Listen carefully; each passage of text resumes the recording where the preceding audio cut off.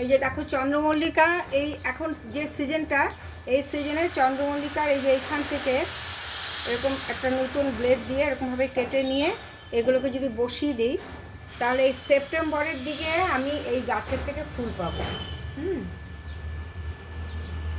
এই দেখো এইভাবে আমি ডালগুলো কেটে নিচ্ছি, এখান থেকে ভালো ভালো যেগুলো হবে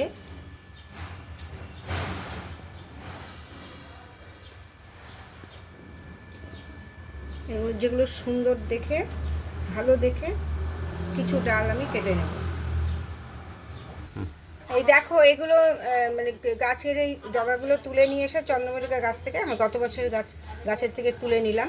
তারপরে এমনি হলুদ জলে এগুলোকে ভালো করে একটু ওয়াশ করে নিলাম, যাতে কোনো ফাঙ্গাস ঠাঙ্গাস থাকলে সেটা অসুবিধে না হয়। ঠিক আছে।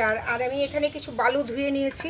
এই বালুগুলো বাড়িতে ছিল, বালুটা আমি ভালো করে 2-3 বার ধুয়ে নিয়েছি। আর এটা দেখো এই যে কাঁটা চামচ গরম করে আমি এখানে যে আইসক্রিম খেয়েছি আমরা, সেই কৌটোগুলো আমি ফেলিনি, এই আইসক্রিমের এগুলো সব রেখে দিয়েছি। তা এগুলোকে আমি কাঁটা চামচ গরম করে এই যে এইভাবে করে ফুটো করে নিয়েছি, যাতে ওয়াটারটা ভালোভাবে পাস হয়। আর এবার দেখো এর মধ্যে বালু দিয়ে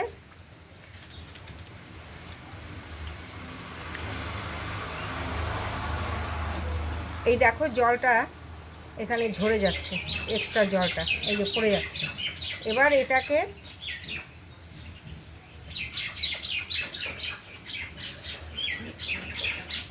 এই যে আমি এগুলোকে ধুয়ে নিয়ে,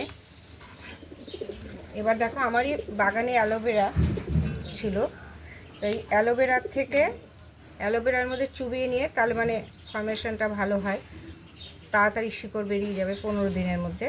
এই যে আমি এটা করে তোমাদের একটু দেখানো হয়ে গেল, আমার কাজটাও হয়ে গেল। আমি বেশ 2-4 দিন ধরেই ভাবছি যে কাটিংগুলোকে বসাবো, তাই এই আইসক্রিমের কন্টেনারগুলোকে আমি এইভাবে ইউজ করলাম।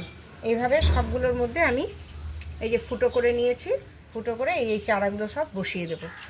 তোমরা যদি এর থেকে কিছু কাজে লাগে তোমাদের দেখে।